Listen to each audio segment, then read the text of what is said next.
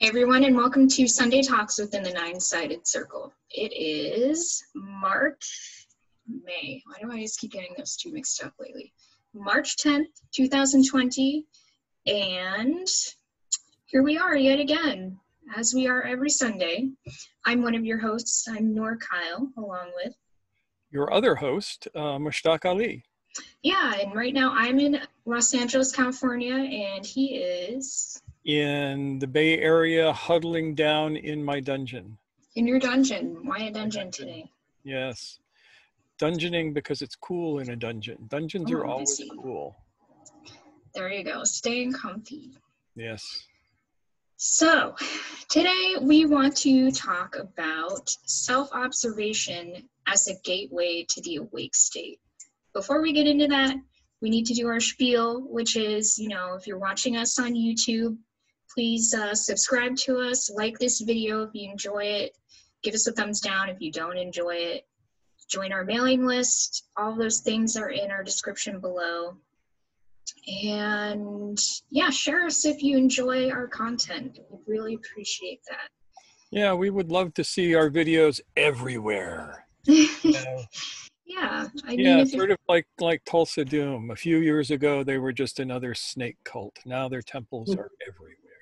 There you go. Aspirations. Yes. All right, so Mushtaq, why don't you get us started talking about self-observation today? What a good idea. So, self-observation is an English translation of an actual Arabic word, which is muhasabah. And al-muhasabah means the taking of account. And it is a traditional Sufi practice that we have done for thousands of years, probably, who knows. And anybody who does anything similar stole it from us. They stole it, huh? They stole it. Yep. They just totally ripped it off, claimed it was theirs.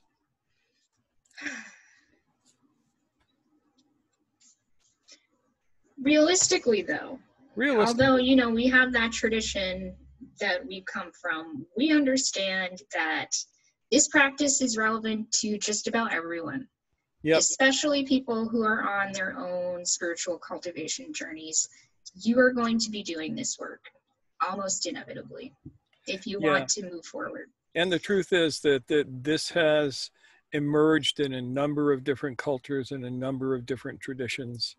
And all kidding aside, it is an incredibly useful and profound entry into the work. Mm-hmm. And as you said previously, it's not about theology, it's not about dogma, it's about practice in and of itself. Yes, it's about katma. Yes. Dogma is when somebody tells you, oh, it's this way and you have to believe this. Katma is when, like a cat, you believe whatever you want and you just do what works. Yep. Yep. I stole that, by the way. Stole that from the Arisians. Such a thief. Of course. So Ilmar is, if I wasn't clear before, we're, I'll make sure we say that it's May. God. May. May. It's May. Okay. May flowers. Carry on. May flowers. Yes. Yes. You've been stuck in March for like a month. Here's the thing. Once we transition to those M months, I feel like I've been traveling back in time. So. Yeah. Well, maybe you have. You're looking younger. Maybe a little bit. Yeah. Thank you. All right. Okay. So, what is taking account? What is self-observation? It is a method of observing the objects given to consciousness. Those objects may be either external or internal. It is always in the first person. It is always in the now, not in the past. It works to be presuppositionless. and you bracket the object of awareness from the subject. Say more about being presuppositionless, if you would. Why, sure. So presuppositionless means that you try not to make judgments about what it is you're experiencing. So if I experience sensations in my body, I could go, oh, that's sadness, or oh, that's happiness. But that is not self-observation. That is creating an object that you identify with. You know, what you want to avoid is saying, I am angry, A is B. So what you do instead is, if you are experiencing something that you usually call anger, you look at the actual experience. So if I'm feeling angry, I first of all, I experience what's going on in my body. I feel a flush in the back of my neck. I feel my shoulders expanding. I feel my head coming forward. I feel a tension in just below my ribs. I hear a voice which sounds like my voice going, "You no good rotten SOB." I see myself making a picture of beating somebody over the head with a giant balloon, you know, whatever. You describe it in those ways without making any judgments about them. That's the presuppositionlessness. The presupposition is that feeling means anger. And that feeling doesn't mean anger. That feeling is just the feeling. Anger is the story that comes with it. The idea of this practice is to observe the behaviors of the machine, as we like to say. The stimulus response meat machine that basically will run you until such time as you decide to make it stop. And you can't really make it stop without paying attention to what it's doing and observing the machine in action. So self-observation is a first person in the now observing of the machine in action. It is an incredibly important first practice, because without it, it's hard to do the rest of the stuff. Next week, we're going to be talking about self-remembering, or murakabe, which is the next practice that you start mastering, but it's very difficult to master that until you work on your self-observation. So, in order to do this, I would like to invite you all at this very moment to notice something external. Not even internal, just external in your experience right now.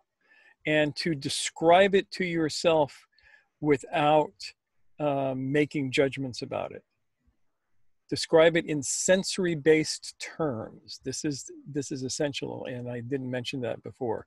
This must be in sensory-based terms. That means I see, I hear, I feel, I smell, I taste, that sort of things. So I see behind me a stone wall. I'm assuming that it's stone. See how I caught myself right there? A wall that I assume is made from stone that has an image that appears to be painted on it. The light quality is, to me, moderately bright, and there are no sounds going on in this place that I can perceive. I could go on to describe the smell of the air in this room. I could describe literally the taste of the air on my tongue, because most of the time, if you are aware enough, you can taste what's on the air. I can describe, like I said, temperature, the feeling of the thing that I am sitting on, all of this kind of stuff. And I'm just making these observations. From there, I can go inside. And I would like to invite you all to just look inside or feel inside and notice what's there and see if you can describe that without making presuppositions about it. And especially without going, I am a.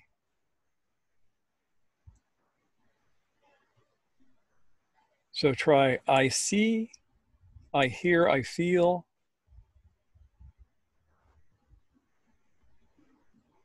So right now, because I am doing my void practice, which we are going to mention later on today, I am feeling the space between my eyes.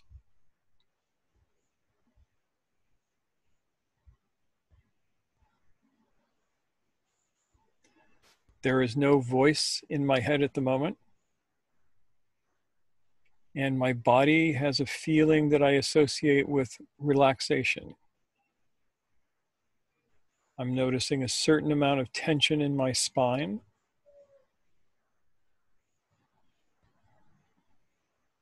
And perhaps even a little of what I would think of as stiffness because I've been sitting a lot today.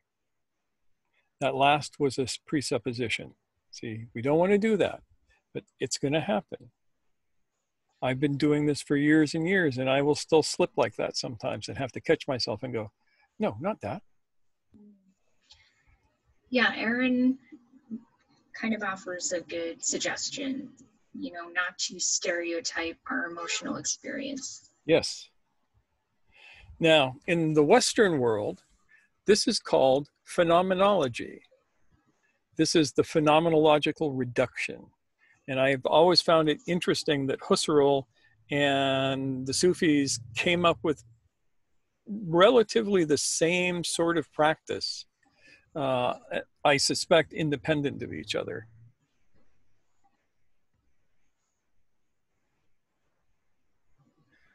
The trouble with Husserl is he's incredibly hard to read sometimes. Of course, so are the Sufis. So what you're going to do.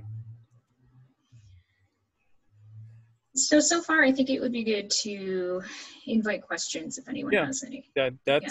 That's what happens at this point. We go, how did that go for you? What do you need to know to make this easier for you to do? Question mark, exclamation point. Don't everybody speak at once.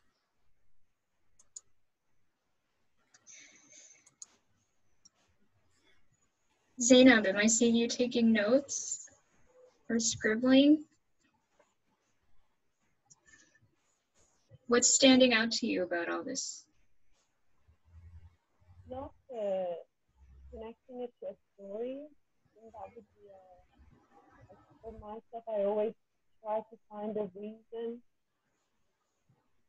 Why is it why? Perhaps just accepting that this is there at this moment will help. Yeah. To self-observe more often. What was that last thing you said? It would be easier to catch myself in the self-observation if I stop connecting it to a story.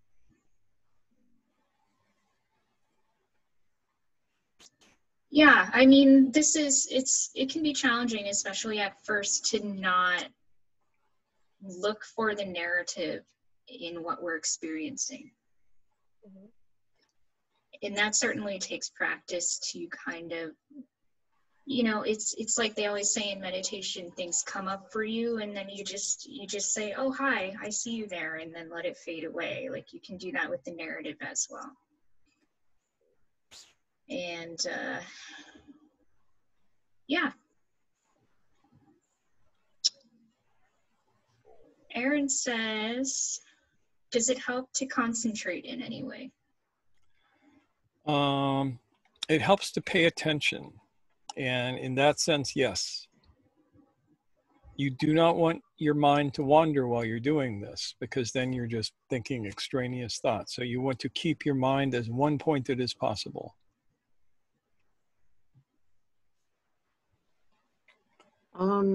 How about feelings versus words for feelings? Separate them. Describe the feelings in sensory-based terms, and then describe the words. How would that look like to you, Nancy? What's either of those things? What do each of them look like to you? Well, for example, I'm feeling some energy stuff going on in my midriff, but... Energy stuff is not the right term. Describe exactly what it feels like in your midriff. Some tingling, some motion, some hard to describe feeling of something going on. Okay, so you're feeling something going on. And what words are you saying about it?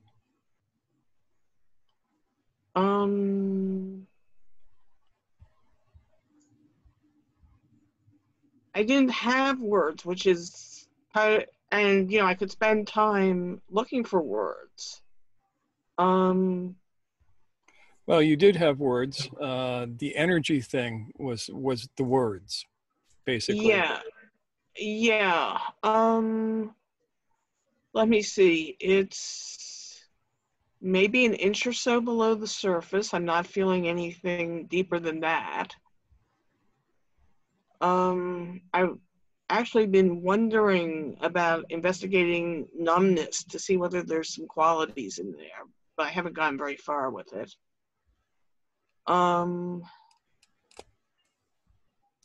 There may be a little bit of self-congratulation that I'm feeling something relatively subtle.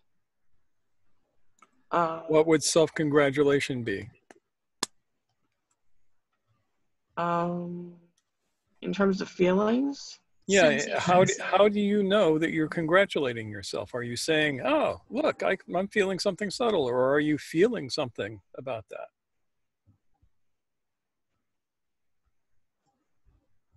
I don't know if this is close enough to sensation or not, but it's like, I didn't used to be able to do this, and now I can. That's the word. Yeah. Yeah, and that's completely valid to notice that as the words that go with this.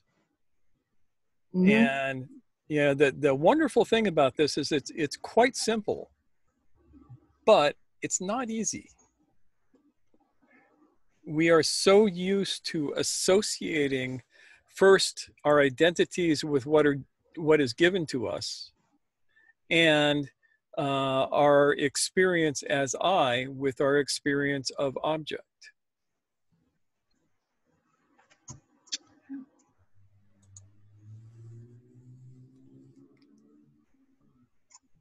And that's Brian, all the way from Michigan. Hello, welcome. Hello.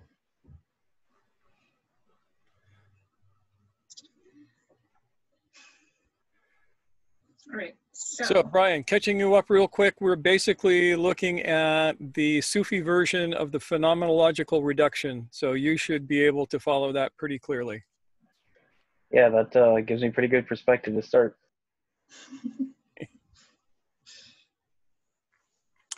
Ilmar, you must be very familiar with this.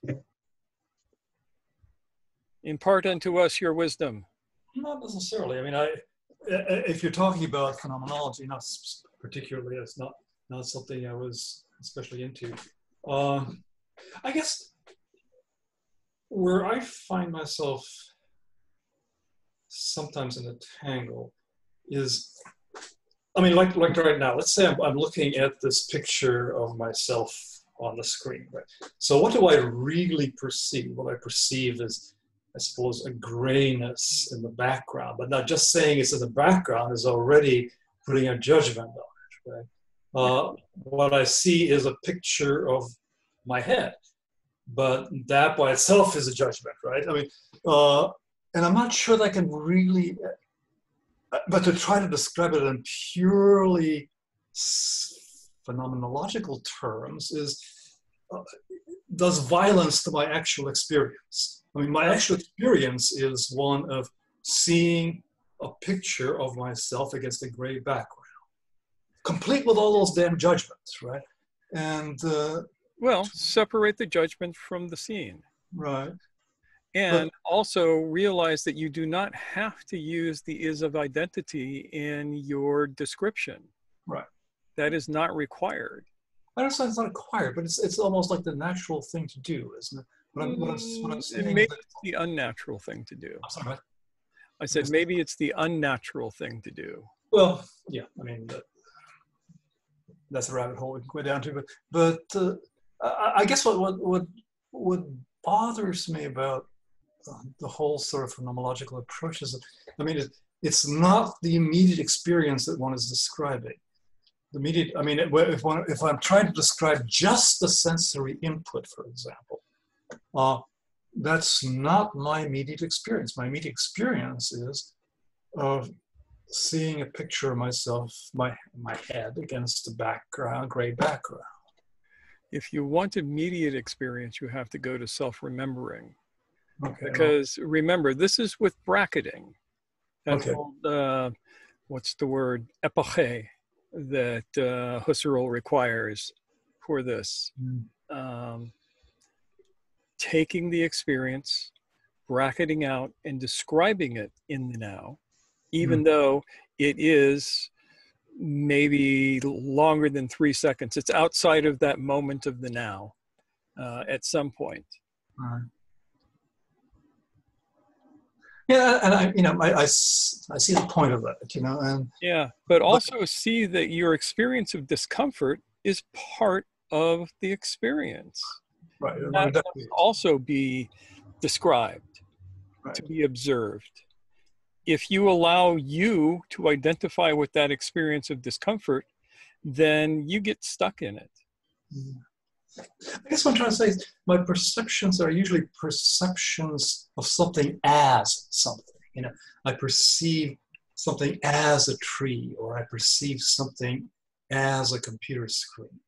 Yeah, but you're not required to be limited to that. That's the thing. You can perceive that, and that's a useful perception. If I couldn't perceive my computer screen as a computer screen, I'd probably be over here talking or something. Yeah. But it is not my only choice in how to perceive. I can also perceive this computer screen as lights and patterns and colors and all of that sort of thing, and step away from the label of computer screen. Right. I can do both. I'm not limited to one or the other. And the one is useful for one thing and the other is useful for the other thing. And both of those are descriptions of the same, I don't want to say the same thing, but descriptions of both of those are descriptions of my experience of the given. And each of them are valid. As my old philosophy professor once told me, he said, the scientific description of the sunrise and the poetic description of the sunrise are equally valid, but in completely different arenas. Agreed, and granted, and definitely the truth. But I guess what I'm hearing you asking for is kind of a pure description of the given. And what I'm wondering is if that's even possible. Of course, it's not totally possible, but how close can you get? Okay. Well, I get close to it by giving alternative descriptions, as you just gave an example of, And can you get even closer by giving up your attachment to identification with the given? Because that is the fundamental goal of this exercise? My identification with the given. I'm not quite sure what you're pointing to there. Sorry. Well, when you say, I feel happy. Right. That is you identifying with this cascade of feelings, thoughts, sensations that you label happiness. Mm-hmm. If somebody else had the exact same experience, they might call it excitement or fear. Okay. The cascade of sensations and words and thoughts that you have are identified by you as a particular state. There is no objective reason why that should be the state. And we have determined from testing people, having people describing a particular state in sensory-based terms to people, you'll get 10 different identifications of what that is to them. 10 people, 10 identifications sometimes. And by that, are you saying, I think you're not simply saying that I, Ilmar, am experiencing this, and Tom is experiencing this. It's not identification in that sense. Rather, you're saying there's 10 different descriptions of what's 10 different meanings put on the actual sensory input. Right. You know, you feel something in the pit of your belly and you call it fear, and I feel the same sensation and call it anger. Right. And that certainly occurs. I have no, but is there a way of just purely pointing to the experience without giving it a descriptive label? Yes, that's the whole point of this talk. There is a way. This is the way that we do this.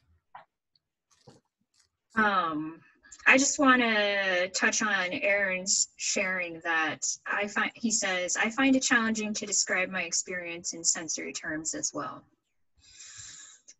And Nancy says, there's the feeling of attempting to get things right. Mm-hmm. Right is one of the things that we have to let go.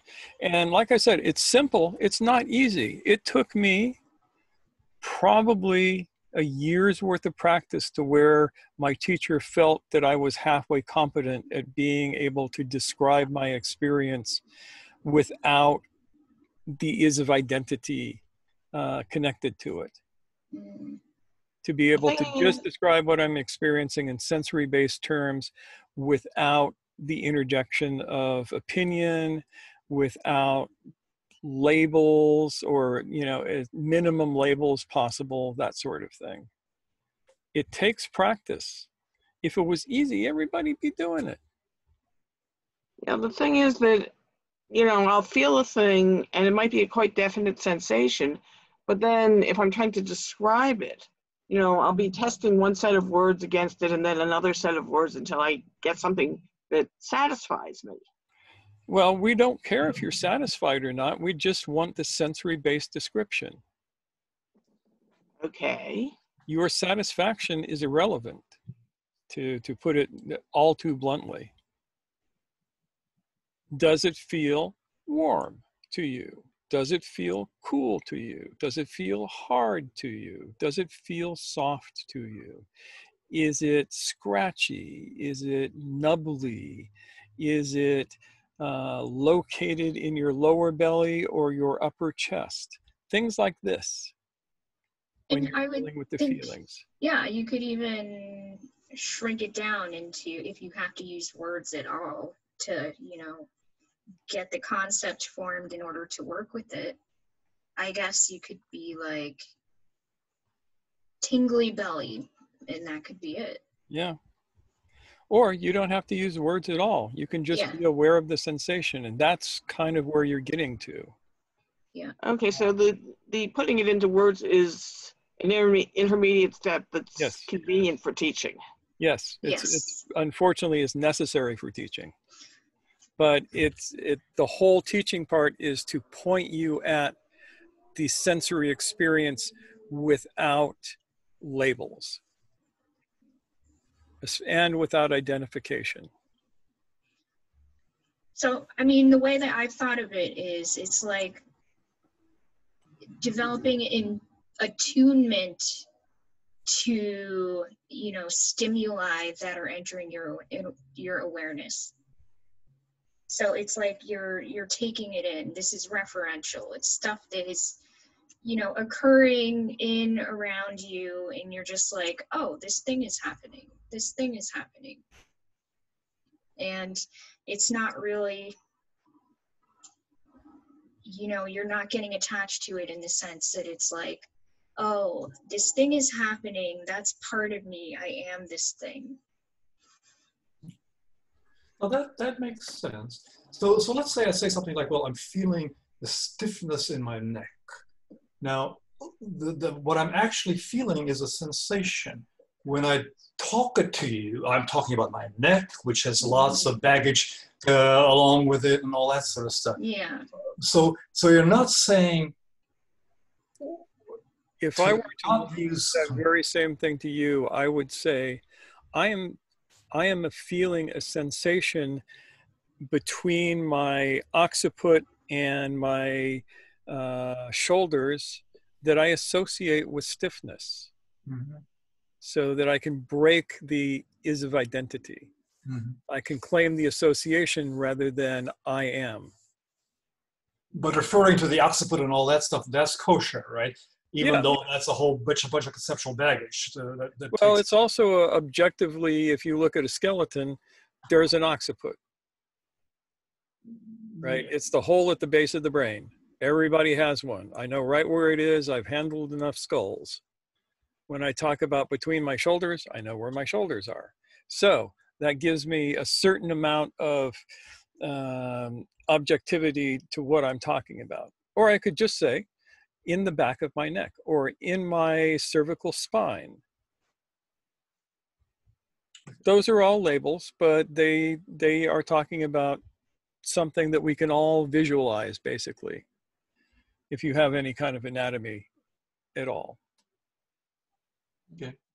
Or I could say, between here and here. Okay. And that's, if I'm describing it to you, I have to have some sort of significators for it.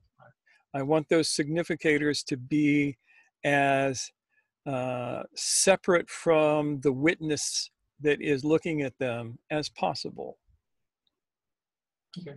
If I am just experiencing it myself, there's not even words. I'm just experiencing the sensation in that area. Yeah. And yes, I did have a little stiffness there, and I released it as we were talking. Yeah.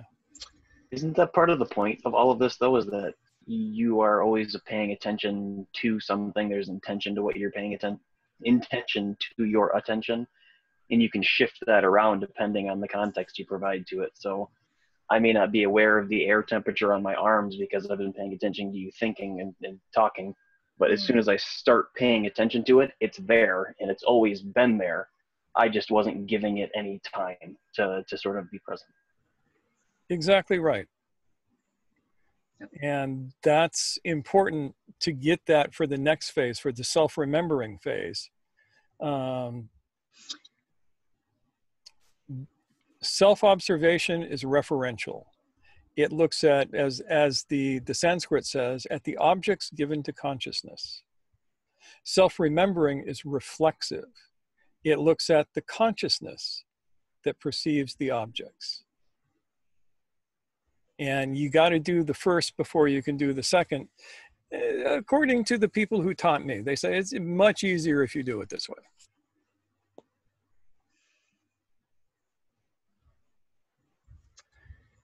So Mustakim says, what I find challenging is that I feel kind of added stress after seeing that there's a problem and thing that I don't like about myself. Deciding that there's a problem and you don't like it is part of the problem.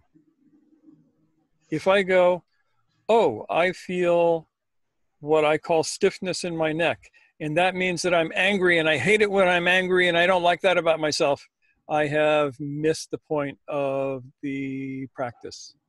Yeah. Or alternatively, let's say I have an experience of pain in my right knee, and it reminds me, oh, you know what, that makes me think about the fact that I have, you know, joint issues, and then I feel like a rising stress and anxiety and sadness around remembering that I have joint issues, and it snowballs into this big thing, whereas the truth of the moment is there's pain in my right knee. Or there's sensation in your right knee that you identify as pain. But Yes.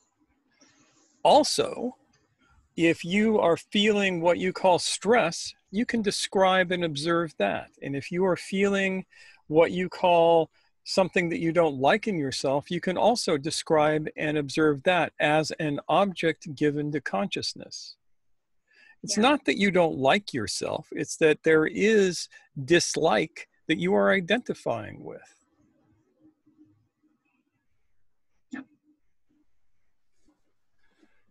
Part of it too is the ability to tease out those chains of associated behaviors too, right? That there's no causal reaction between my knee and my anxiety, but I have created one because I have this link I've built. Well, now I get to sit back and examine that and say, well, wait, that link doesn't actually exist at all, and it's one that I've fabricated and I'm imposing upon myself.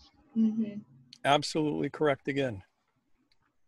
This is why I kept him around back in Michigan.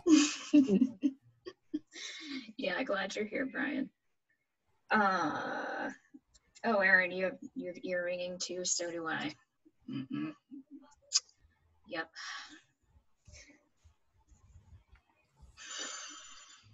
Tai Chi has been very helpful for all of this, something that it's all self-referential when you're doing it.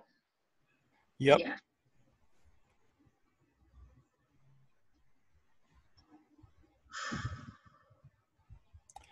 And believe it or not, Brian, I now have a 6 a.m. Tai Chi class here. Blows the mind. That's dedication right there. I'm telling you. Yep.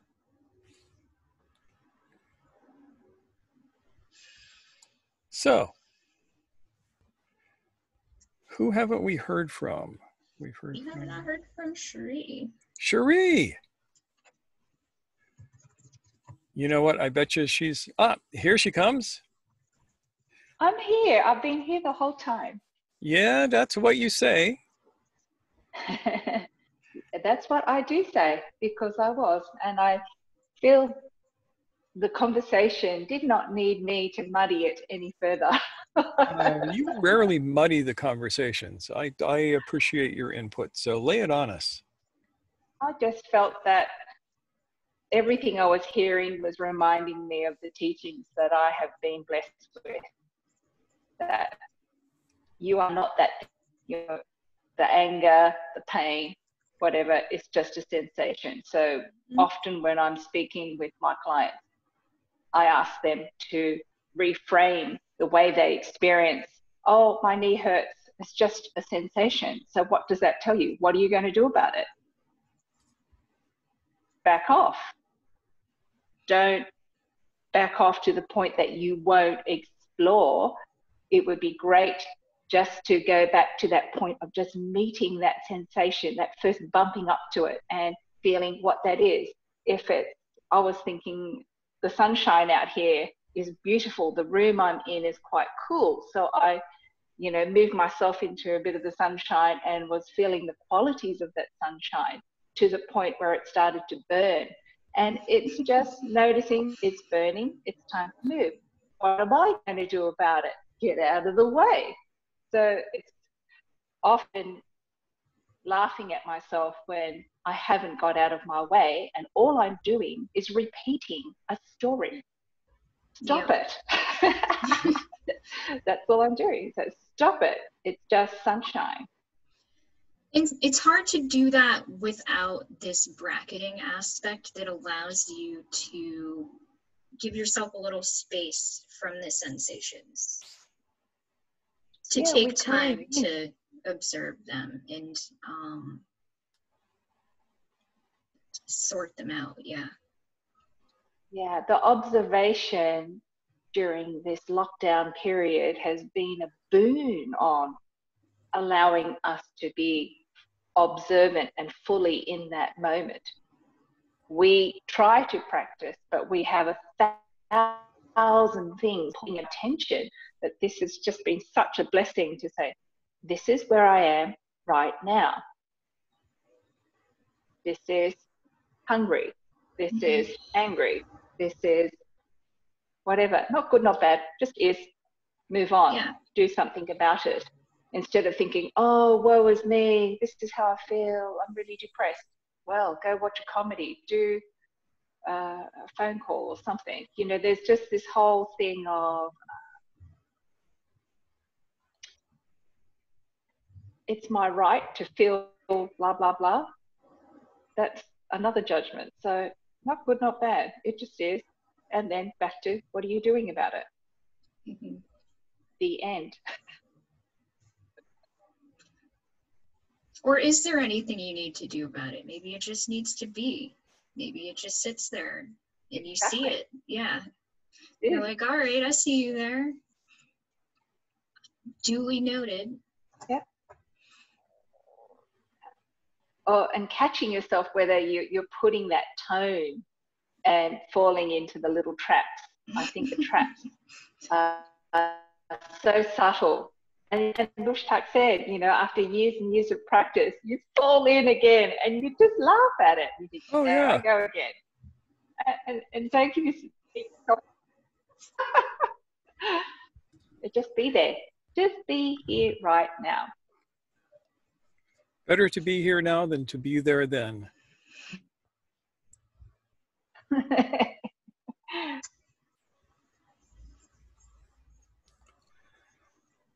All right. So I have a question for all of you that is slightly relevant, but not entirely directly connected to tonight's talk. How many of you have been doing the void practice? Show of hands, or say something, or any of that. All right, it looks like it's been a while for most people. Mine is what the void practice was. The void practice is a practice that I gave you guys during the 3 forces and 6 processes talk as an extra added bonus. I had originally done it as a public talk, but it was such bad quality that I deleted it, couldn't stand listening to it. And so I redid it, or actually Kyle and I redid it. Mm-hmm. Because you were up there at that time, and we put it out for them folks. And it's the one that starts with you finding the space between your eyes.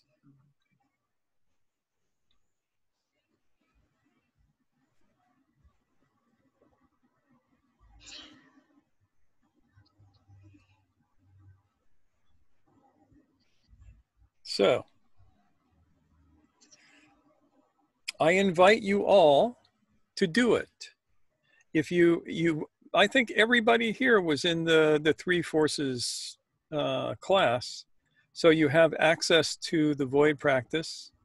If you don't remember where you put it, message me and I will send you a link to it, because I want to get enough people practicing that I can give you the second phase of it. And by this time, you should all have been doing it long enough that I can give you phase 2 of the practice, which is way much more fun than phase 1. And will give you enlightenment in this lifetime. Well, it will. Oh, sure, he's giggling. Damn near anything like that you do consistently can give you enlightenment in this lifetime. Just asking yourself, who am I, over and over again until you run out of answers can give you enlightenment in this lifetime. But the void practice is particularly good because we have cookies. Oh, yeah. Enlightenment and cookies. So, you know, why don't we spend the week working on that practice, shall we? And this practice. Yeah. Yeah. Because After we go through these 3 core practices, the void practice is next. And I would like as many of you, especially if you are students of the stick, because if you are students of the stick, you need the void practice. And I will be referring to it. And I'll probably even load it into the lessons as a special thingy with the lessons, because y'all need that. Mm-hmm.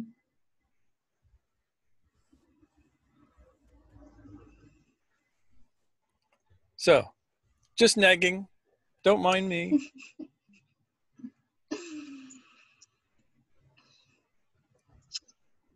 What's a teacher if he doesn't nag a little bit? Yeah. Yeah. All right. Aaron says he'll add it to his warm up. That's great. Good idea.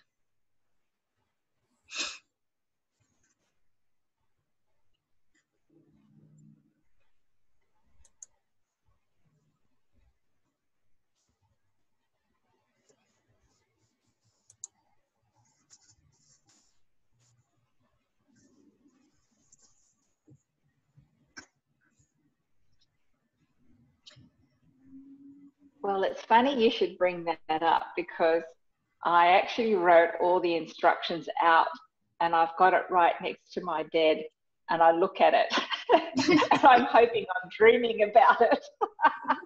It's a start. It's a start. Yeah, it's in my consciousness, and I look at it, it's right next to my bed. It's the only instruction actually I've got written out next to my bed, next to my simple Zen book. And then I think, okay, yeah, void practice. Yeah. Void practice. Yeah.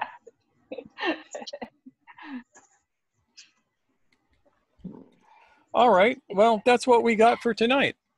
Yep. And yeah, we will definitely follow up on this next week, because we want to delve even deeper. So yeah, so practice your self-observation, do the void practice, and next week we will go over in-depth self-remembering, which will be a little bit more complicated. And then the week after we will go over self-witnessing, which is the gold standard of Sufi practices. Mm-hmm. Yep. Be excited. I'm excited. Look excited. at me. Yeah. Totally excited here. This is his enthusiastic face. Yes. All right. Any final thoughts from anyone? Yeah. Observation. Well, is it a goal to be able to observe mental processes forming? You know, like you were talking about what you visualize when you're angry. Yeah, that's it. That's something that you want to do. You want to observe your mental processes as objects given to consciousness. What I mean is the visualization is put together, but that can be a very fast process. And the putting together, is that a thing worth trying to track down? That's why we do the bracketing, is so that we can slow that down from fast process to slow enough to see what's going on. Okay. It's like when you do push hands in Tai Chi, right? You've got 2 hands and they're moving back and forth and it's all very slow and pretty. But what that is taking one instant, one tiny moment where your extension intersects the other person's extension. And in that one fraction of a second, you sense their state, their position and everything, and proceed to throw them on the ground if you're good. But in order to do that, you have to stretch it out. You have to slow it down. You have to make it more accessible to your conscious mind, whereas your unconscious can do it very, very quickly.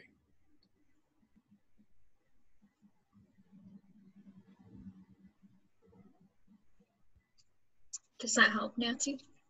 Yeah, yes, it does. Great. Any other questions? No? Pretty good to go? Great. Good. Excellent. Well, thank you everybody for coming. As it is a total and absolute delight to have you here. Noor and I are dancing in our seats. Just totally happy that you're here. Always. Always. And it's good to see you all and to know that you're all doing well. Mm-hmm. Every week is a reassurance. Yeah. So thank you. All right, folks. Night, night. Good night. Night all.